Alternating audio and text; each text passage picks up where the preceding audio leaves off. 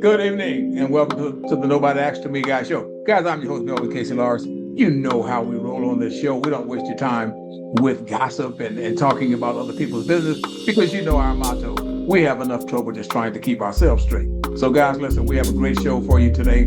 We are so happy that I will give you a quote, Father's Month, because we know just like with moms, every day is Father's Day and Father's Month. And we have with us, guys, an outstanding guest.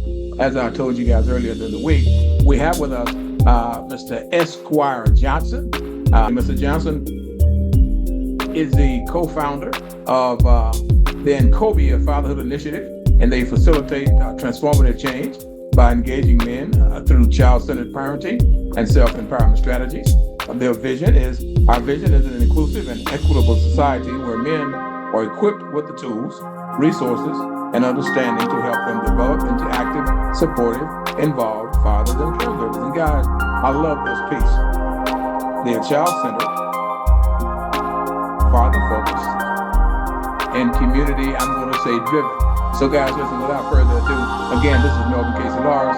This is Nobody Asked Me Guy show. And we always ask you guys to go like our videos, make sure you subscribe to our channel, and keep this show rolling. So guys, listen, it's a great evening.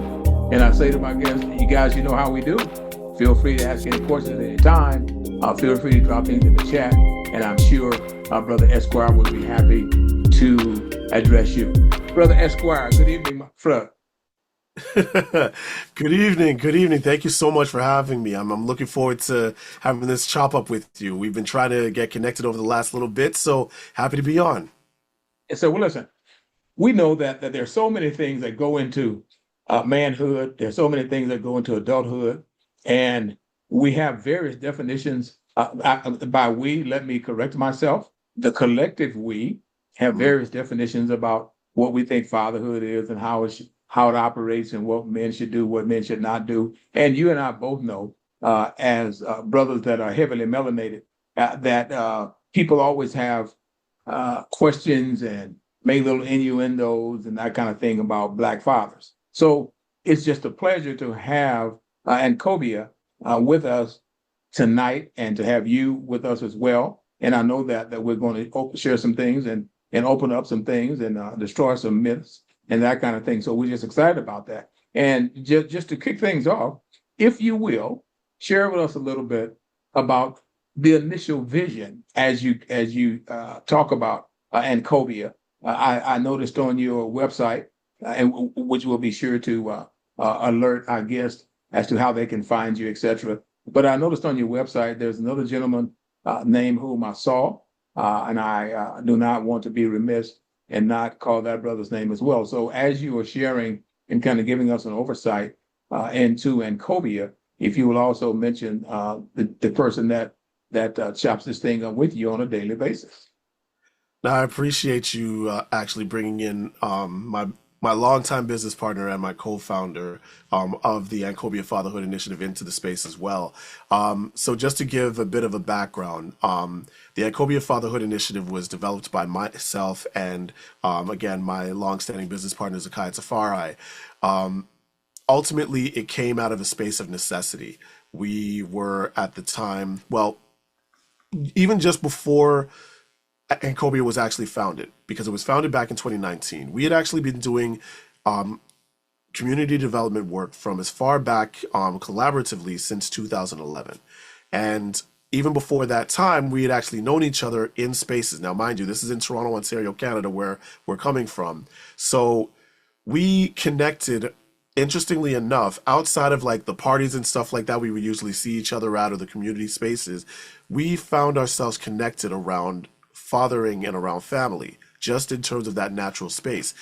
He has been one of the proudest fathers that I had seen, just around within community itself, doting over his daughter.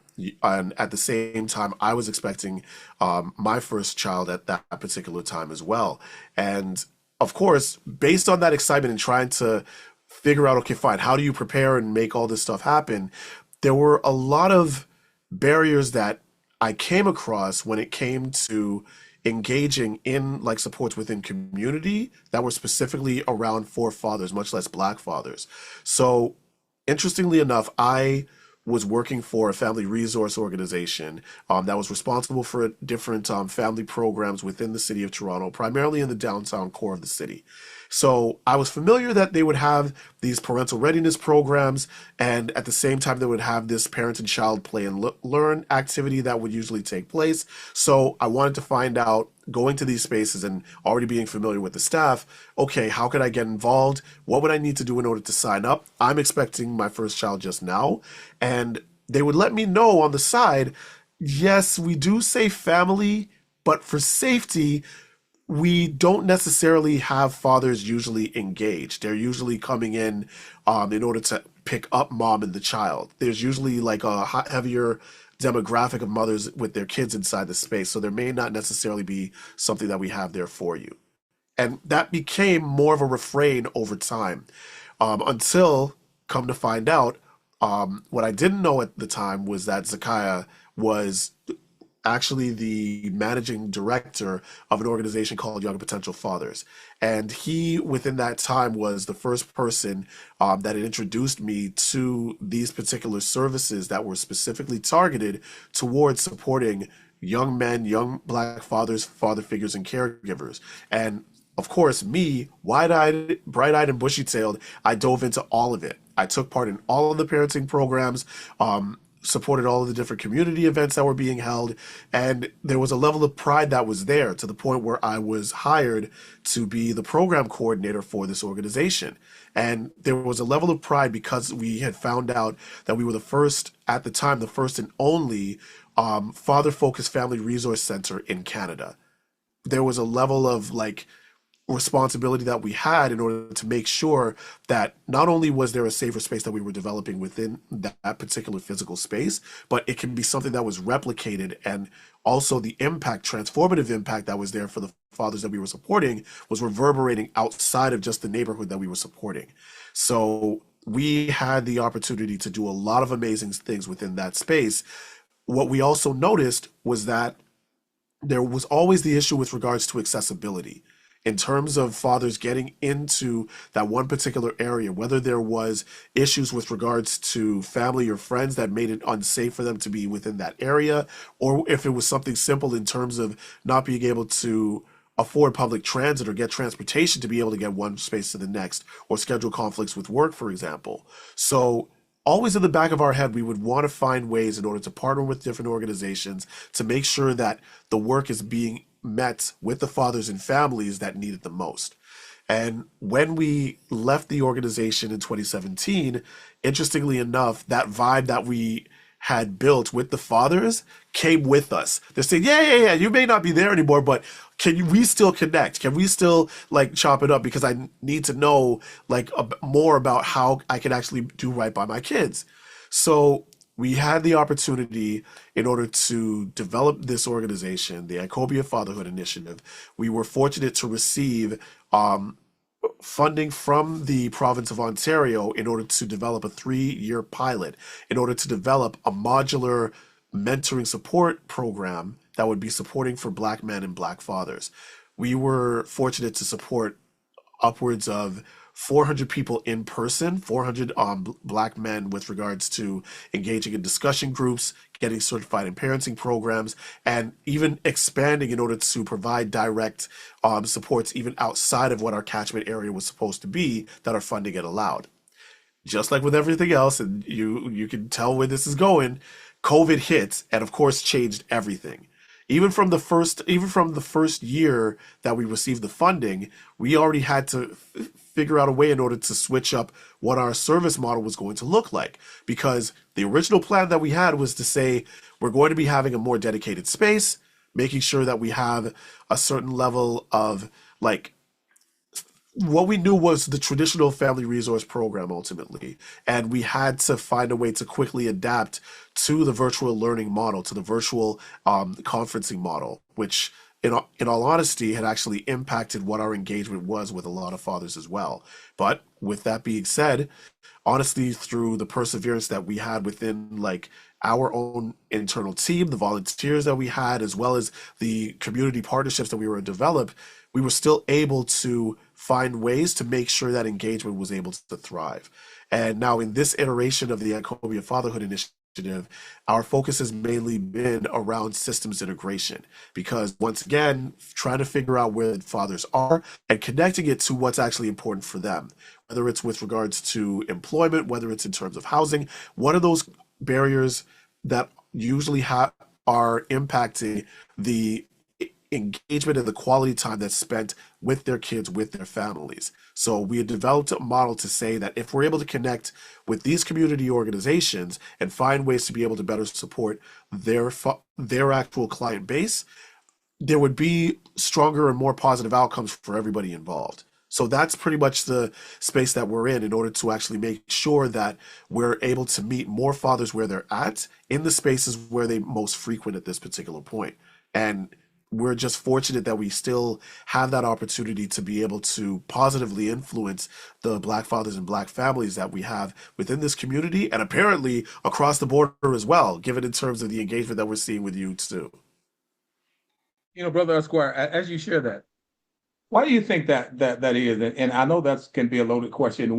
And what I mean by that is when you were going to, and if you'll allow me to call it the family center, and you were somewhat dissuaded, and I'm sure other men were too, simply by them saying, well, we don't usually incorporate the dads, it's just kind of, the dads are kind of an afterthought.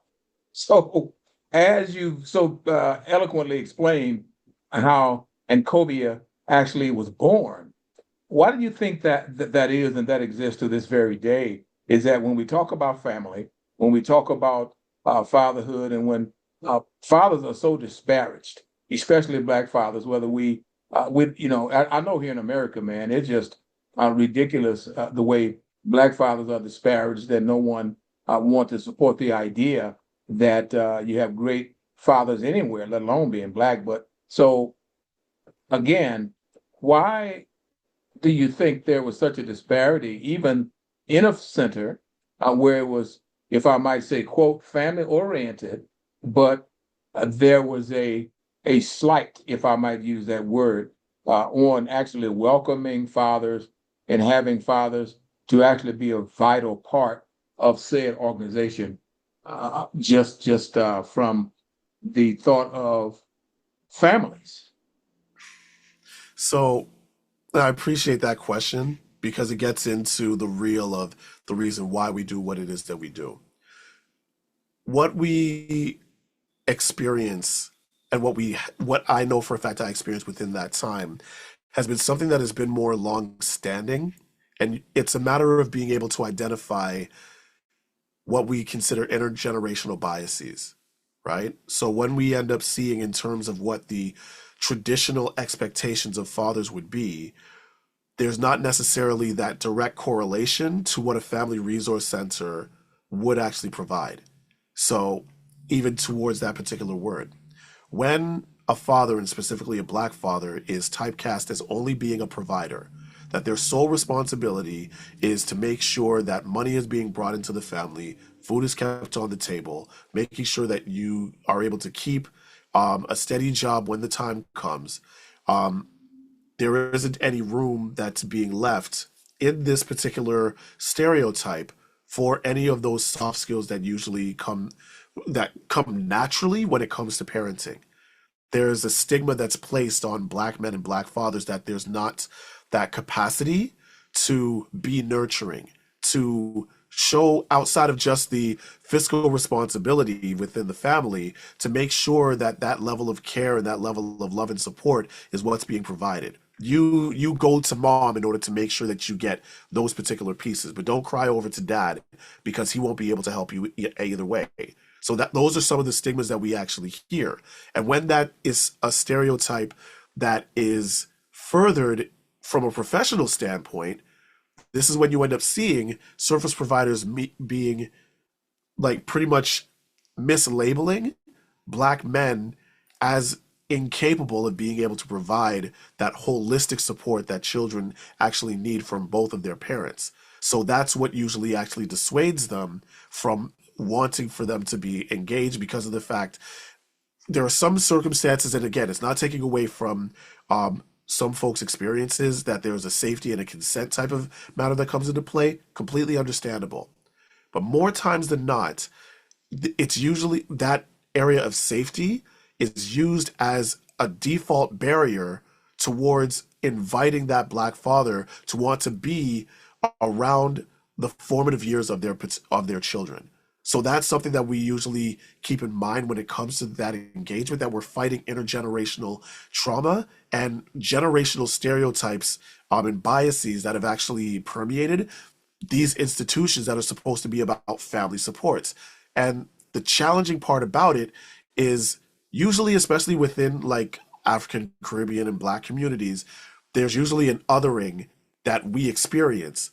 When the reality is, a lot of the times that we're usually pushed out of these types of opportunities to strengthen our engagement comes from our own as well. And we don't even have to go as far to the family programs in order to see that type of biases. We end up even seeing the way that, in a lot of cases, that dads are treated just within the home or within their extended family. That when the delivery room situation comes up, mom is actually about to give birth, that are some black families that do not want the father anywhere near that delivery room. Just stay out inside and we'll be able to come and get you. I was adamant in both of my children's births that I needed to be there inside that delivery room. I had to be convinced when my second born was here that, okay, it's okay. I can actually let another family member be inside the room with mom and everything is going to be okay. But I remember when that first birth came around, that it was to the point where I felt such a responsibility from the time that the delivery room was happening, that they needed to be the first, that I needed to be the first person that they saw, and one of the first people that they actually held outside of mom. So you would end up seeing all of the photos that were taken. You were seeing me holding the baby and everybody else. So that is not the story that's told, even though that experience is much more common within our community than what is usually put on mainstream media. So it's going back to that question, it's a matter of overcoming those stigmas and those intergenerational biases that negatively impact the engagement that black fathers have and can have and strengthen when it comes to their kids and their families. Wow, beautifully put. As you share that, the gentlemen that you interact with, are they primarily, I have to back up a moment and say to you, Esquire, that I'm an old guy, and I know now everything is described by Gen X's and Gen Z's and baby boomers, this, that, and the third. Everything has to have a category. Yes. So the gentlemen that you have the opportunity to work with and have the opportunity to work with you, are they primarily young fathers such as yourself, or is there a mixture, of fathers who may have had several children, but wanted to become more engaged and more involved in the process? It's a wide spectrum of fathers and caregivers that we support. And I'm fortunate. And first off, appreciate the compliment. I know for a fact I'm doing my best to be able to look good in my 40s. I'm just saying this is where I'm at right now. But yeah, we're fortunate that we support such a wide range of black fathers, father figures, and caregivers within the spaces that we host our programs or facilitate, because we know for a fact there's a breadth of knowledge that can be shared within those generations themselves. So as much as we may, as we get older, we usually try to dismiss ourselves to be able to say, that's not for me. I remember the whole back in my day talk that we usually default to say, that's not for me. There is such a wealth of knowledge that still comes from engaging with folks that are younger than us, and especially with regards to the young men that are looking for these supports or want to be able to be heard. It's mirroring what we needed when we first became fathers as well. And at the same time, what also these types of engagements have is it encourages that intergenerational learning that you don't usually see a lot. Once again, seeing in terms of what the imagery is when it comes to black men, it's usually just that like-minded bonding that takes place. That you just stay within your age range. You don't necessarily look up or you look down unless you're within your immediate family. But I know that there is so much that I learn from the folks that are younger than me in terms of the way that I'm able to move, the way that I engage with my kids, things that I would not have thought of if I didn't make sure that conversation took place. At the same time as I continue to look to my elders for that level of mentoring when it comes to even being a community father, which I know for a fact is a term that folks have actually had to be able to say, like, you look out for those that are not even biologically connected to you, to make sure that there is that level of engagement and to really try to embody what this village mentality and this village framework looks like within our community. So we're fortunate that we make sure that we keep the demographics as open as possible, which is the reason why when we were on that funding kick to be able to make sure supports were there, we wanted to make sure that it was a mandate that we put into place that we're not just specifically targeting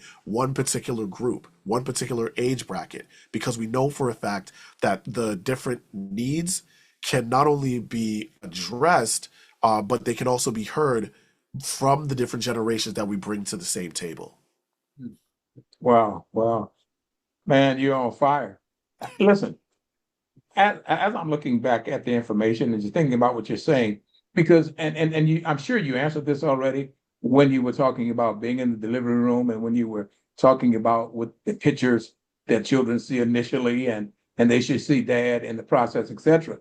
And I wanted to go back there first to come to this question. It's not a question, but to ask you just to elaborate a little bit on when you guys the excuse me highlighted children or child centered. Yes. Can you expound on that a little more, please?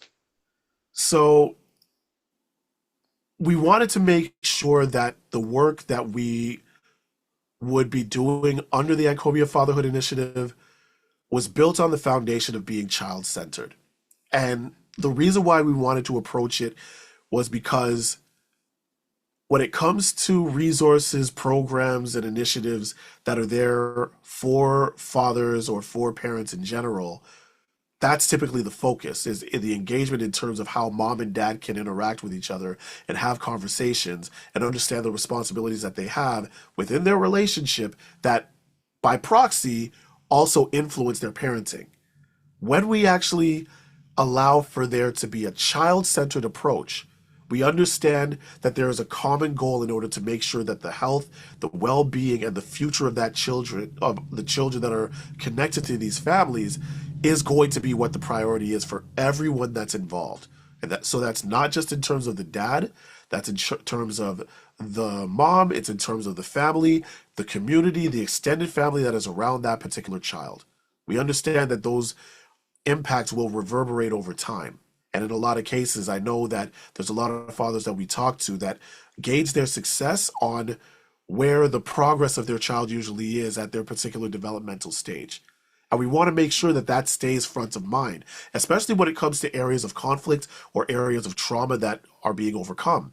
Because in a lot of cases, when we're talking about fathers that have been engaged in with child welfare agencies or circumstances in which family court has to get involved, there's Yeah. usually a back and forth that the legal system would usually have, that the judicial system would usually have to say, is this parent fit to actually take on this role?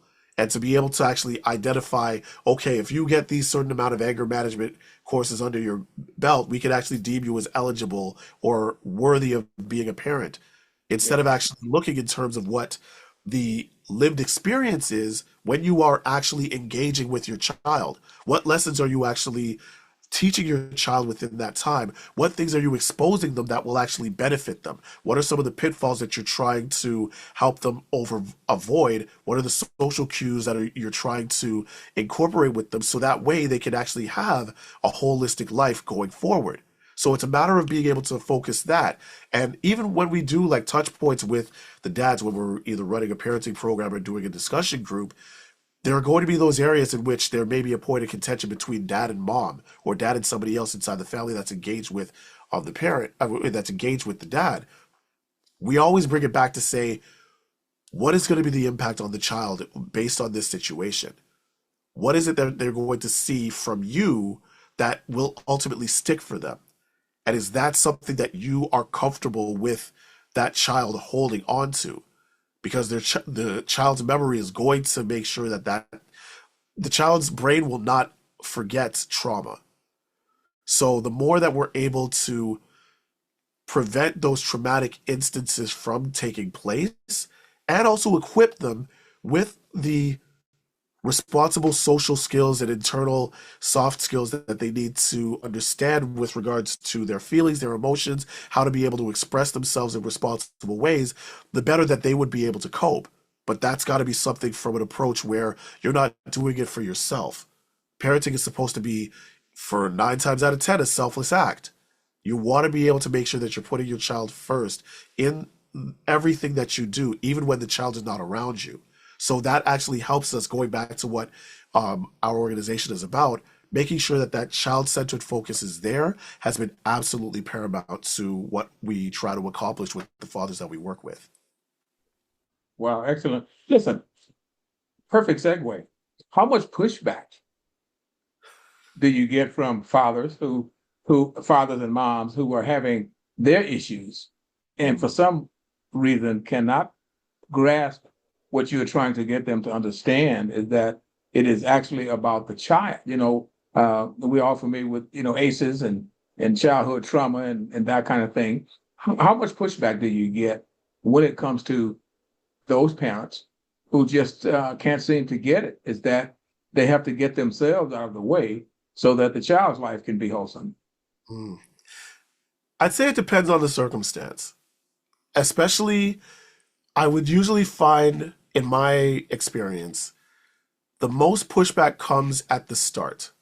Because a lot of the dads that usually get connected to us are usually looking for some type of mandated support, where they're engaged with child welfare or they have a family court case that they're supposed to be put through, and they need to be connected with a community organization to help them navigate what their engagement is with the child's mother, and with the family that's involved. So there would usually be a pushback, or I would more appropriately say a sizing up, to say, okay, I'm inside this situation. What do you really have to teach me? When the reality is, this is a shared experience, and that's what we actually share with them. And it's not to say that everything goes smooth within the process of support. There's a lot of times when we connect with dads where they would let us know about a specific incident that takes place while we're actually trying to progress on what plan of care that they're looking to have for their kids and for their family. And there would be usually a trigger that would come up where they would be resistant towards try to actually trust the process and stay the course because of the fact that emotions will run high. The biggest thing that we make sure is addressed within those interactions is to acknowledge that emotion first and foremost. Because in most cases, we usually see as being reactionary, and that is supposed to go immediately towards a solution. It's a matter of being able to identify, why is that making you feel the way that you feel? What is actually causing it? What is that root cause? And is it something that is worthwhile being able to address? And at the same time, is there a more measured approach that we can take in terms of addressing that circumstance that's a point of conflict for you? Because once again, it's a matter of being able to bring it back to what the child sees in you, and not in no performative type of way. It's a matter of being able to see, okay, this is what's actually taking place. And I know for a fact it's affecting me on a visceral, like granular level. How do I address these particular matters and approach it in an objective way so that way the child is getting the best part of me? That's a part of like cognitive behavioral therapy that we were able to learn in order to actually help guide fathers through understanding their thoughts in the moment, understanding their emotions, and understanding their actions as well, to make sure that they are able to see that particular approach and to exercise in the same way that you would actually work out your muscles inside a gym, to understand that there's that routine that comes into play. I would say other pushback that we usually get, which in some cases can be seen as valid. And I'll let you know the reason why this pushback usually comes up is when we would do outreach for the work that we're doing within the organization. There's a vocal perspective out to us to say, what are you doing for moms? You're putting this out here for the dads. What are you doing for moms? Under normal circumstances on the outset, we'd be able to say, well, there are a number of family resource programs that have these mother focused activities and programs and events that happen on a regular basis. We can make sure that that's itemized where that's concerned. With that said, I also feel that there's an opportunity to analyze why those questions are being brought up in the first place, especially if they're being addressed or being presented by Black mothers. Because it feels like there may be a disparity in terms of the richness that they would be getting from the family programs that are being made for them. So that's something I feel like can be enhanced over time to be able to really analyze the intentionality and the true impact of the family programs that are being promoted to Black parents and to Black families as a whole. Because there may not be necessarily an awareness that this is something that exists. And that's another thing that comes into play too. We were actually conducting pretty much a needs assessment and a feasibility report over the past year, and we were talking with families that didn't even know that there were such things as family programs that were targeted support in supporting Black moms, Black dads, and Black families as a whole. They were just saying, okay, well, we see this in a parenting magazine, but we didn't know that this is something that was mainly available for us. So there's a lot that comes into play in terms of what that conflict is. It's multifaceted in terms of how that resistance and that hesitancy is. And we usually have to, I guess, for lack of a better term, it comes with the territory. It comes with the work that we know for a fact there's going to be that resistance because as much as parenting within the Black community has been a normalized thing since time immemorial, there are still people that, because of what they're seeing in the now, see Black parenting and Black fatherhood as this novel, brand new idea that just happened 5 days ago.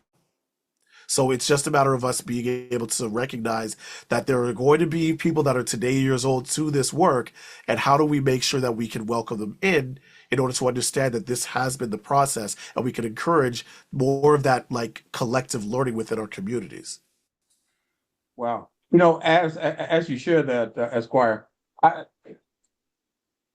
I know, as you've already said, that there are different and varying elements to the situations, especially, obviously when it comes to relationships and people. Now, as we know, domestic violence is a major, major issue, sadly. Now, here in the United States, it's really just off the charts. And in Louisiana, which is where I was born and reared and just recently returned to live again, at one time we were number one in the entire country in domestic violence and domestic violent deaths. And I think now we are number two or three. Anyway, none of it is anything to be proud of. I know we're in the top five still, even when they're number one. And I wanted to share that and ask the question is, when you are in these spaces and you are dealing with the dads and you're trying to get them really engaged, and if they've gone to anger management, I'll just say situations, etc. But the child is resistant because the dad has, unfortunately, again, I normally get feedback, the flash, feedback from the guys are going to get upset because they love to say, well, men are involved in domestic violence too, but that's not the conversation. And sadly, Brother Esquire, I have to tell my brother sometime that's not the conversation. Yes, So very I'll get back to the question. true. When you have guys that have been the perpetrators of the domestic violence, and you're working with them, but the child has trepidations about actually being engaged with the dad because of the trauma he's caused to his mom. Do you guys have, and I didn't read all the information yet, but did you guys have elements to address that, or is that something that you send or refer to other agencies? Mm. That's a very good question.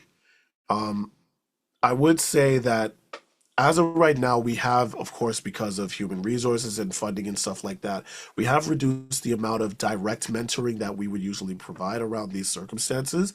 With that said, we still are actively involved with the organizations that work with these fathers that have these circumstances of DV that come into play, and we usually make ourselves available when it comes to having touch points with the fathers in order to have them understand the different stages that will come when it comes to acknowledging the harm that was caused within that particular time, and also to have an understanding that being able to build trust and faith with the child is going to be a longer process than what a lot of folks would actually think.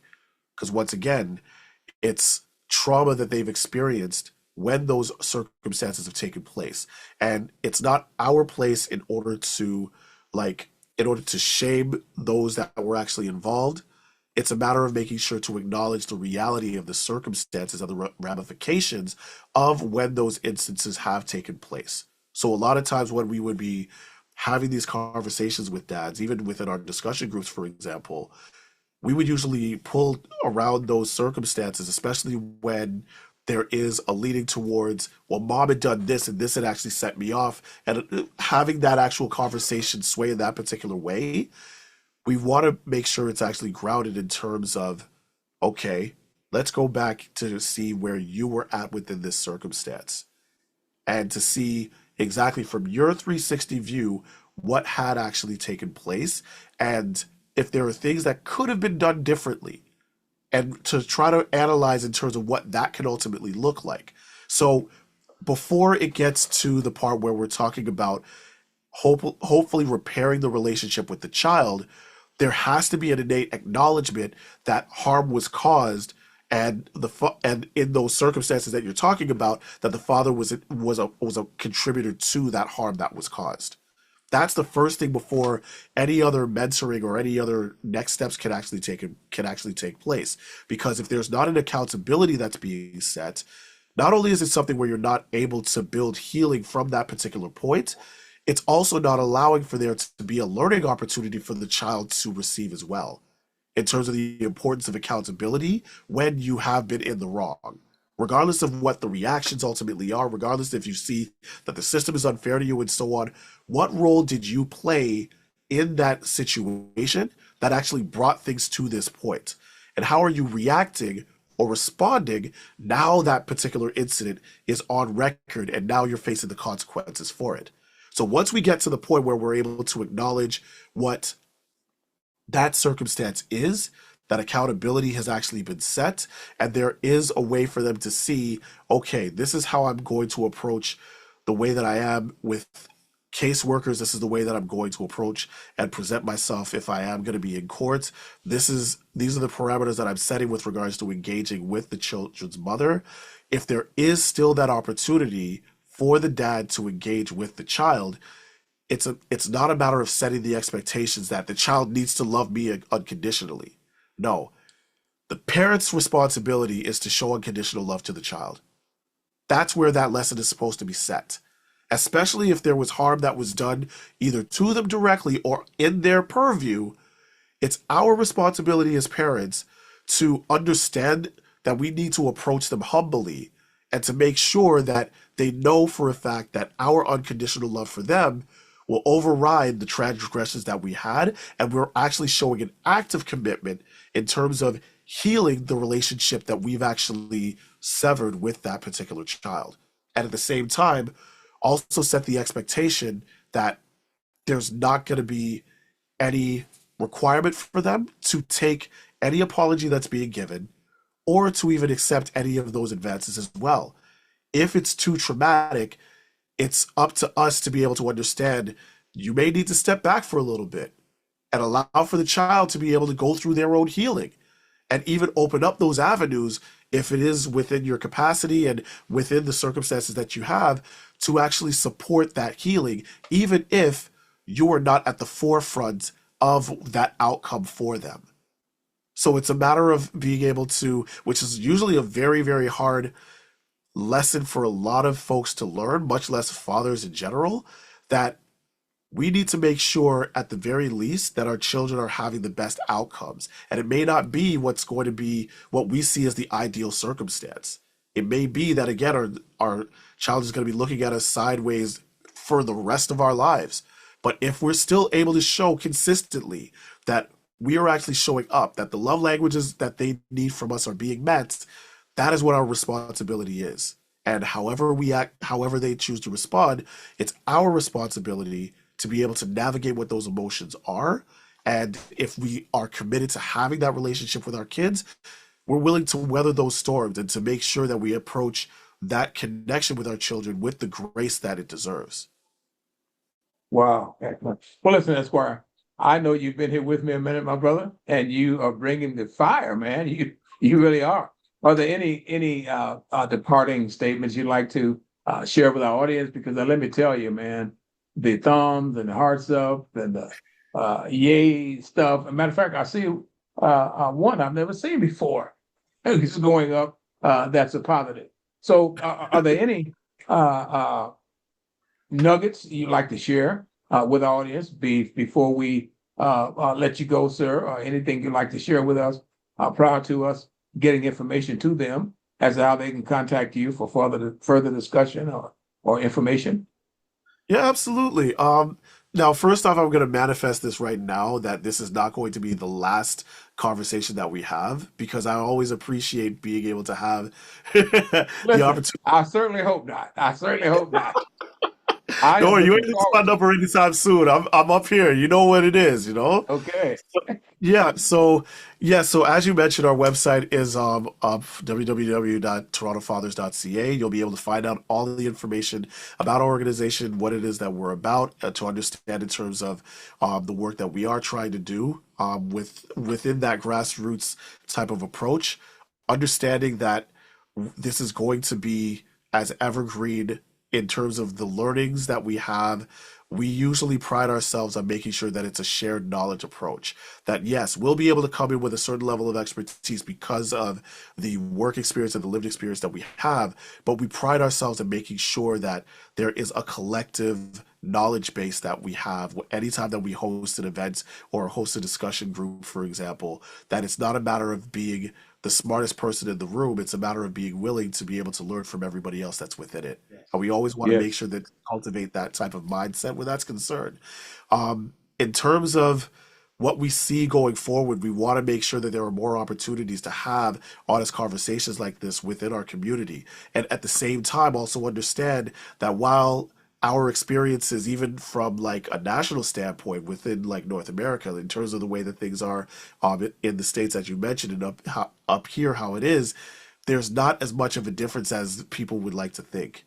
Because again, it's talking about the human condition. It's talking about something that's been in our ancestry for the longest time. And I feel that there is still an opportunity for us to grow and be able to ensure that our children are the legacy that we know for a fact that we want for them to be. But it's our responsibility to prepare them for those types of opportunities. And also to ensure that that is taking place, there has to be that active involvement that Black fathers have within that growth and development of children within our community. So it's a shared wraparound model that we want to make sure is actually built. That there's that responsibility that the fathers, number one, actually take with regards to raising their kids, with regards to supporting their families and contributing positively to their communities. And it's a reciprocal relationship that we have to make sure that there is that encouragement, there is that motivation, there is that knowledge sharing that's actually being given, so that way the Black fathers that are within our community can be their best selves as well. And it's something where I know for a fact that I've been fortunate to benefit from it, and it's always a matter of paying that forward. So the hope is that we'll be able to actually develop that network of support and allow for there to be that knowledge sharing going forward, because our children will continue to benefit when the time comes. The hope is that the next time that we get on this, that we can actually open it up and allow for there to be that Q&A when the time comes. Because I feel like as if I'm in the middle of like a lecture right now and I'm being able to drop knowledge when the time comes. But I want to be able to have more of these like engagements to be able to hear about these experiences and see, okay, how are our families being able to thrive more than survive? How can our families best thrive within this current landscape that we have? And how can our kids be the best version of themselves with us as Black fathers by their side? Absolutely. We appreciate you taking the time to visit with us on the Nobody Asked Me Guy show. And Brother Esquire Johnson, I want us to maintain contact, as you stated. I want us to Absolutely. do more dialogue on this and have our Mm, audience to be able to, as we diatribe and as we opine on these topics, to jump in and share with us. So listen, it's been great. It's been a great night, and I want to wish you well. And I also want to say hello. I don't know your children, but we'll say hello to your children as well. And we want to thank you again, Brother Esquire Johnson.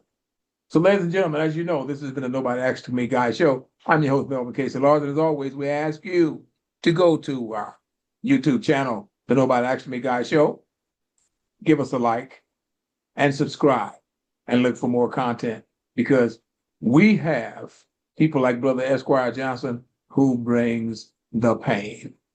So, Brother Johnson, it's been a great night, my friend, and we do appreciate you, and God bless. yes, thank you so much. Looking forward to many more of these opportunities to break bread and to be able to actually share the knowledge throughout our community. Thank you so much for having me. Hey, look forward to it, brother.